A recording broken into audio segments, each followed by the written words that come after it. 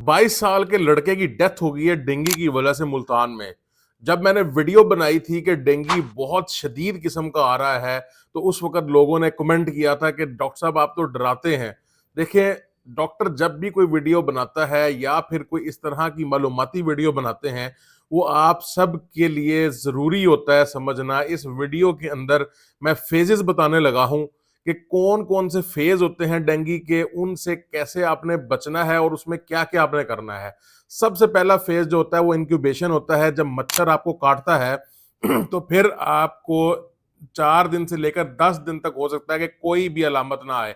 लेकिन उसके बाद फेब्राइल फ़ेज़ शुरू होता है यानी बुखार का फ़ेज़। एकदम बहुत शदीद बुखार हो जाता है, पूरे जिस्म में दर्द होता है, घुटनों में, जोड़ों में दर्द होता है, स्पेशली आँखों के पीछे दर्द हो जाता है। इस वक़्त तक आपके प्लेटलेट जो हैं वो नॉर्मल रहते हैं, गिरते नहीं हैं।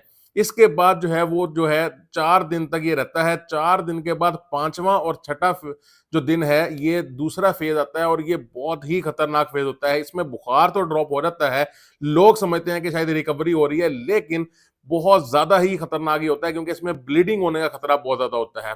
इसके बाद 7वें से लेकर 10 दिन तक रिकवरी होती है। अगर आप जानना चाहते हैं कि आपने इसमें फ़ेज़ में क्या-क्या करना है, तो लाज़मी दूसरी वीडियो देखें, चैनल को सब्सक्राइब कर लें ताकि आपको समझ आ सके कि क्या आपने करना है और क्या नहीं करना।